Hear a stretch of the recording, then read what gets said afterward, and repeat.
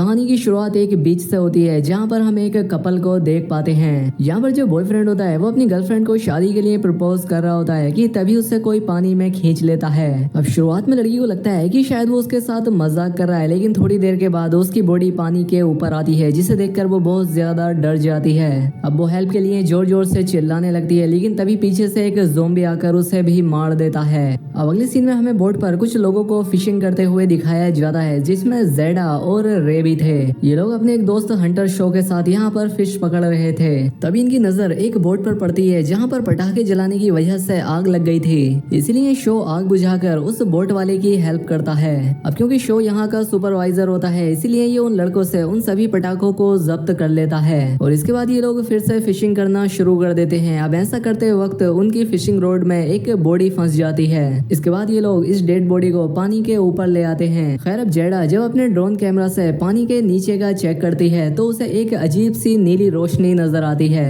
अब ये देखकर शो अथॉरिटी को इन्फॉर्म करने के लिए चला जाता है और अजीब बात ये थी कि वो रोशनी पानी के ऊपर भी फैल रही थी। अब इतने में ही जो वो मरी हुई डेड बॉडी थी वो उठ जाती है। दरअसल वो एक ज़ोंबी था और वो जेडा पर अटैक कर देता है। वो जेडा को काट लेता है। अब यहाँ पर रे आकर उसे बचाने की कोशिश करता है, लेकिन वो ज़ोंबी उसकी तरफ भी बढ़ने लगता है। अब इससे रे बहुत ही ज्यादा डर जाता है, लेकिन तभी यहाँ पर शो आकर ज़ोंबी पर खंजर से हमला करता है। शो को लगता है कि शायद ये ज़ोंबी मर चुका है, इसलिए वो जेडा की हेल्प करने के लिए चला जाता है, लेकिन ज़ोंबी अभी भी जिंदा था और वो शो पर अटैक करने के लिए आता है और इसीलिए शो और रे मिलकर उसे पानी में ढकेल देते हैं। अब इसके बाद सीन चेंज होता है और हमें शो की वाइफ केंजिया और उसकी एक बेटी को दिखाया जाता है। अब केंजिया को शो का कॉल आता है, वो उसे बताता है कि यहाँ पर जेडा बहुत जख्मी हो गई है। ये बात सुनते ही केंजी वहाँ पर जाने के लिए निकल जाती है। दरअसल केंजी एक डॉक्टर होती है और इसीलिए केंजी अपनी टीम लेकर वहाँ पर पहुँच जाती है। वहाँ पहुँचने पर शो से पूरी बात बताता है कि ये कैसे हुआ था। खैर अब ये लोग जेडा को हॉस्पिटल ले जाते हैं, जिसके साथ रे भी जाता है और शो यहीं पर ये जांच करने के लिए रुक जाता है कि आखिर यहाँ पर ये चल क्या रहा है। इसके बाद शो शेरिफ कैमियो से मिलकर उसे इस पूरी वारदात के बारे में बता देता है। अब इसके बाद कैमियो शो के साथ उसी एक्सीडेंट वाली जगह पर जाता है और यहाँ आकर वो भी पानी के ऊपर उस ब्लू रोशनी को देख पाता है। अब इसके बाद जब ये लोग जेडा के कैमरे से पानी के अंदर फिर से देखते हैं तो इन्हें यहाँ पर एक बहुत पुरानी शिप नजर आती है। ये शिप टाइटैनिक जैसी लग रही थी और इन्हें यहाँ पर वो ज़ोंबी भी नजर आता है। शो यहाँ पर कैमियो से कहता है कि उस ज़ोंबी पर खंजर से अटैक करने के बाद भी वो मरा नहीं था, वो जिंदा था। एकोनी कहता है कि क्या बात कर रहे हो, ये हो ही नहीं सकता। अब इसके बाद इन्हें बोट के चारों तरफ से बहुत सारे ज़ोंबी आते हुए दिखाई देते हैं। अब ये देखने के बाद कैमियो को भी शो पर बिलीव हो जाता है और वो पूरे बीच को खाली करने का ऑर्डर देता है और इसके बाद ये दोनों भी यहाँ से चले जाते हैं। वहीं हम बीच पर देखते हैं, यहाँ लोग देखते हैं कि समंदर का पानी अचानक से पीछे जाने लगा है। ये देखकर लोग डर के मारे भागने लगते हैं। वहीं हम पानी में देखते हैं जहाँ बहुत सारे ज़ोंबीज इनकी तरफ आ रहे थे और इसके बाद एक भयानक सुनामी की लहर उठती है। अब सैम और उसके फ्रेंड ये पूरा नजारा देख रहे थे। वो सुनामी की लहर शो की बोट के एकदम पीछे से उठ रही थी, वो उसके बहुत पास थी और ये सुनामी कोई नॉर्मल सुनामी नहीं थी, ये एक ज़ोंबी वेव थी क्योंकि इसके अंदर बहुत सारे ज़ोंबीज थे। अब इसके बाद शो और कैमियो उस बोट पर छिप जाते हैं। अब लहर बीच तक पहुंच चुकी थी और बहुत सारे ज़ोंबीज यहाँ किनारे तक आ जाते हैं। अब शो और कैमियो भी यहाँ पर होते हैं और ज़ोंबी इनके चारों तरफ थे। वहीं दूसरी तरफ केंजी जेडा और रे को क्वारंटाइन कर देती है। अब बीच पर आते ही वो ज़ोंबी तेजी से लोगों पर अटैक करने लगते हैं, जिससे तेजी से इन्फेक्शन उनके अंदर फैलने लगता है। टियाना अपने फादर कैमियो से कांटेक्ट नहीं कर पा रही थी, लेकिन तभी उनकी नजर ज़ोंबीज पर पड़ती है जो कि लोगों को अपना शिकार बना रहे थे। अब सैम और उसके फ्रेंड ये देखकर भाग जाते हैं। वहीं दूसरी तरफ शो और कैमियो उन ज़ोंबीज से फाइट कर रहे थे। वहीं दूसरी तरफ जेडा में भी इन्फेक्शन फैल गया था। अब वो ज़ोंबी बन जाती है और रे पर ही अटैक कर देती है। तभी यहाँ पर नर्स आ जाती है और जेडा उस पर भी अटैक करके उसकी भी जान ले लेती है। अब ये देखकर रे बहुत ज्यादा डर जाता है और वो यहाँ से भाग जाता है। वहीं दूसरी तरफ बीच पर जिन लोगों को उन ज़ोंबीज ने काट लिया था अब वो भी बदलने लगे थे। अब शो और कैमियो पुलिस स्टेशन जाने के लिए अपनी कार में बैठ जाते हैं तो वो ब्लेन और उसकी गर्लफ्रेंड से मिलते हैं जिसने पटाखों को जब्त किया था। अब इसके बाद बीच पे मार्टी नाम का एक आदमी आता है जो कि एक ज़ोंबी को पकड़ कर ले जाता है। अब हॉस्पिटल में जेडा केंजी पर भी अटैक कर देती है और वो उससे डर कर भागने लगती है और इसलिए रे जल्दी से केंजी को पकड़कर अपने साथ एक रूम में बंद कर लेता है। यहाँ पर केंजी उसे बताती है कि ये इन्फेक्शन की वजह से हो रहा है, लेकिन रे उससे कहता है कि नहीं, ये इन्फेक्शन से भी ज्यादा खतरनाक है। खैर इसके बाद शो, कैमियो और वो कपल पुलिस स्टेशन पहुंच जाते हैं, लेकिन यहाँ पर बहुत सारे ज़ोंबीज आ चुके थे और ब्लेन उन ज़ोंबीज के बीच फंस जाता है। लेकिन अपनी जान बचाने के लिए ब्लेन अपनी गर्लफ्रेंड को ज़ॉम्बीज के बीच गिरा देता है, जिससे वो इन्फेक्टेड हो जाती है। ये देखकर शो और कैमियो को बहुत गुस्सा आता है, लेकिन वो अपनी गन निकाल कर इन दोनों पर पॉइंट कर देता है। यहाँ पर एक डेप्यूटी उसे रोकने की भी कोशिश करता है, लेकिन वो उसे भी शूट कर देता है। लेकिन यहाँ पर शो किसी तरह से ब्लेन को बेहोश कर देता है। वहीं अगले सीन में हमें सैम और उसकी गर्लफ्रेंड को दिखाया जाता है, जो कि भागते हुए एक सुपरमार्केट में पहुंच जाते हैं। अब यहाँ पर शो उस पानी में डूबे हुए जहाज का रिकॉर्ड चेक करता है, क्योंकि ये वायरस होना हो उसी जहाज से फैला है। और यहाँ पर उसे पता लगता है कि ये शिप एक फार्मा कंपनी रिबोक का था। अब शो कहता है कि वायरस फैलने में इस कंपनी का जरूर हाथ हो सकता है और हमें पता लगाना होगा कि ये क्यों और कैसे हुआ।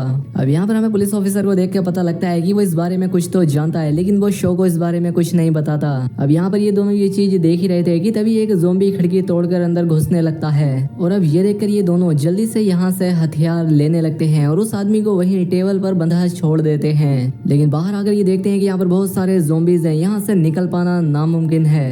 और अब इसलिए शो रास्ता बनाने के लिए एक बजूका से फायर करता है, जिससे सैकड़ों ज़ॉम्बीज मारे जाते हैं। लेकिन अभी भी बहुत सारे ज़ॉम्बी उनका पीछा कर रहे थे।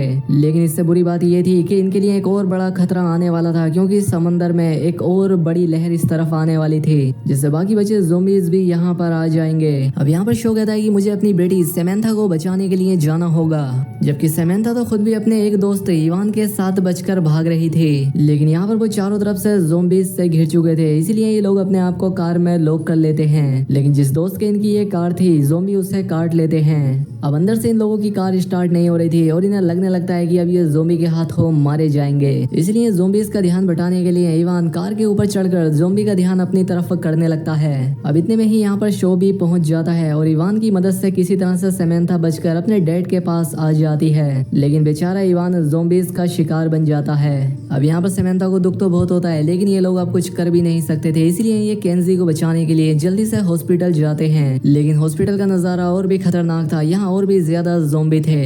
अब ये तीनों किसी तरह से अंदर जाकर दरवाजे को बंद करने लगते हैं। अंदर से हॉस्पिटल के हालात बहुत ज्यादा खराब थे। अब ये लोग केंजी को फोन करने लगते हैं ताकि ये जान पाए कि आखिर वो कहाँ है, लेकिन इनकी आवाज से अब तक कई सारे ज़ॉम्बीज अंदर आ चुके थे। अब इन तीनों को लगने लगता है कि शायद अभी इन ज़ॉम्बीज से ना बच पाए। लेकिन तभी यहाँ पर कुछ ज़ॉम्बीज को करंट लग जाता है, जिससे वो सब बेहोश हो जाते हैं। और अब यहाँ पर शो समझ जाता है कि शायद बिजली ही इन ज़ॉम्बीज की एक कमजोरी है, क्योंकि ये सभी ज़ॉम्बीज लंबे समय तक समुद्री पानी में रहे हैं। वही अब इनकी आवाज सुनकर रे और केंजी, जो कि अब तक कमरे में छिपे हुए थे, वो बाहर आ जाते हैं। और यहाँ पर शो को अपना पूरा परिवार मिल गया था। अब शो की तो फैमिली मिल चुकी थी, लेकिन कैमियो को अपनी बेटी तानी को ढूंढना था, और इसलिए सभी लोग अब यहाँ से उसे ही ढूंढने के लिए जाने लगते हैं। वहीं दूसरी तरफ तानी का भी बहुत सारे ज़ॉम्बीज पीछा कर रहे थे, और उनसे बचते हुए ही तानी किसी तरह से एक बहुत बड़े घर तक पहुंच जाती है ताकि उसे कुछ मदद मिल सके। अब घर का ओनर ये कंफर्म कर कि तानी ज़ॉम्बी नहीं है, उसे अंदर आने देता है। दरअसल इस घर का ओनर मार्टी था, जिसने शुरू में एक ज़ॉम्बी को पकड़ा था। उसने यहाँ पर उस ज़ॉम्बी को बांध रखा था।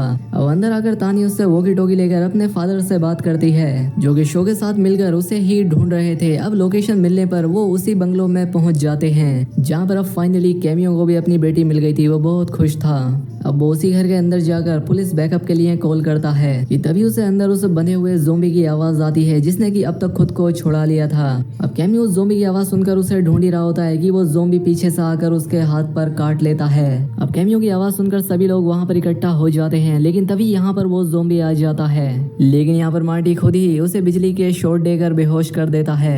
मार्टी बताता है कि मैं खुद भी एक डॉक्टर हूँ और मैं इन ज़ॉम्बीज की कमजोरी ढूंढने के लिए इन पर एक्सपेरिमेंट कर रहा था, और यहाँ पर मैंने ये पाया कि करंट लगने से ये ज़ॉम्बी बेहोश हो जाते हैं और करंट से इन्हें मारा भी जा सकता है। शो भी समझ जाता है कि वो सही सोच रहा था, इसीलिए वो यहाँ पर ज़ॉम्बीज को मारने का एक प्लान बनाता है, जिस प्लान के तहत इन सभी को मिलकर उन सभी ज़ॉम्बीज को पानी तक लाना था, और वहाँ पर ये उन्हें हाई वोल्टेज करंट देकर जान से मार सकते हैं। और साथ ही उस जहाज को उड़ाने का भी प्लान बनाते हैं, जो कि इस वायरस का मेन सोर्स था। अब इसलिए सभी लोग जल्दी से मिलकर वहाँ जाने के लिए निकल जाते हैं। लेकिन कैमियो कहता है कि अब मैं और आगे नहीं जा सकता, क्योंकि अब उसके अंदर भी इन्फेक्शन फैलने लगा था। और अब यहाँ पर वो मरने से पहले एक सीक्रेट रिवील करता है। वो कहता है कि दरअसल वो फार्मास्यूटिकल कंपनी रिबोक एक एंटी एजिंग सीरम बनाने पर काम कर रही थी, और इसी एक्सपेरिमेंट के चलते उन लोगों ने उस शिप पर बहुत सारे लोगों पर एक्सपेरिमेंट किए, जहाँ पर वो एंटी एजिंग सीरम तो नहीं बना पाए, लेकिन उनके इस एक्सपेरिमेंट से इंसान म्यूटेट होते चले गए और सामने आए ये ज़ॉम्बीज, जिसके बाद उस फार्मास्यूटिकल कंपनी ने अपने शिप को वहीं पर डुबा दिया। लेकिन अब सालों बाद उस शिप के गलने से वो ज़ॉम्बी ज़ॉम्बीज उसके बाहर आ गए और अब वो तबाही फैला रहे हैं। अब वो यहाँ पर बातें कर ही रहे थे कि तभी यहाँ पर बहुत सारे ज़ॉम्बीज आने लगते हैं। अब कैमियो इन सभी से जाने का कहकर खुद एक बॉम्ब लेकर इन ज़ॉम्बीज के साथ खुद को ब्लास्ट कर लेता है, जिसमें बहुत सारे ज़ॉम्बी मारे जाते हैं। वहीं अब ये बाकी के बच्चे लोग बीच पर आकर दो टीमों में बंट जाते हैं, जहाँ पर डॉक्टर मार्टी और तानी को पानी में डूबे उस शिप को उड़ाना था। अब शो सैम और केंजी के साथ ज़ॉम्बीज को खत्म करने के प्लान पर लग जाता है और वो अपनी टीम के साथ बीच किनारे लगी ग्रिड के पास जाता है और यहाँ के टाइडल पूल में करंट फ्लो करने के लिए एक सर्किट बनाता है, जो कि अच्छे से काम भी करने लगता है। लेकिन अब सभी ज़ॉम्बीज को पूल के बीच में लाना होगा, इसीलिए शो तेज म्यूजिक प्ले करके ज़ॉम्बी की तरफ जाता है और अब ज़ॉम्बी पूल की तरफ आने लगते हैं। दूसरी तरफ जब मार्टी भी जहाज में बॉम्ब लगाने के लिए जाता है तो उसे एक ज़ॉम्बी मार देता है। तभी शो की गाड़ी मिट्टी में फंस जाती है और उसके सामने प्राइमरी ज़ॉम्बी आ जाता है। अब शो उससे फाइट करने लगता है और ये देखकर केंजी वहां आकर वो गाड़ी निकालती है और उसे वहां से निकालकर टाइडल पूल की तरफ ले जाने लगती है और बाकी ज़ॉम्बी म्यूजिक फॉलो करते हुए उस टाइडल पूल में जाते हैं और साथ ही शो भी उस प्राइमरी ज़ॉम्बी को हरा देता है। अब शो सैम को करंट छोड़ने के लिए कहता है, लेकिन स्विच में कोई प्रॉब्लम आ गई थी। दूसरी तरफ रे की बोट भी फंस चुकी थी और वो टियाना को यहाँ से जाने के लिए कहता है, लेकिन टियाना उसे छोड़कर जाने के लिए तैयार ही नहीं थी। लेकिन रे उसे किसी तरह से समझाकर वहां से भेज देता है। वहीं प्राइमरी ज़ॉम्बी एक बार फिर से खड़ा हो जाता है, लेकिन इस बार शो एक शवल से उसकी गर्दन अलग कर देता है। वहीं सैम की कोशिश करने पर स्विच ऑन हो जाता है और पूरे पूल में करंट फैल जाता है, जिससे वो सभी ज़ॉम्बीज एक हाई वोल्टेज करंट के साथ वहीं पर मारे जाते हैं। इनका ये आइडिया बहुत ही अच्छे से काम कर जाता है। लेकिन वहीं दूसरी तरफ रे एक हल में बॉम्ब को बांधकर उस जहाज की तरफ भेजकर उसे ब्लास्ट कर देता है, जिसके साथ वो खुद भी मारा जाता है। अब ब्लास्ट की वजह से एक और लहर वहां पर आने लगती है, जिसे देखकर शो वहां से भागता है। तभी उसके सामने ब्लेन आ जाता है और शो उसे भी मार देता है। अब शो एक सेफ जगह पर आ जाता है और अब हम देखते हैं कि अब सब कुछ शांत हो चुका था। सभी ज़ॉम्बीज अब मारे जा चुके थे, अब चारों तरफ शांति थी। अब टियाना भी वहां पर तैरती हुई आ जाती है, जिसे सैम और केंजी बाहर निकालते हैं। अब शो डिसाइड करता है कि वो हमेशा अपने परिवार अपनी फैमिली का ध्यान रखेगा और यहीं पर ये फिल्म ये कहानी खत्म हो जाती है।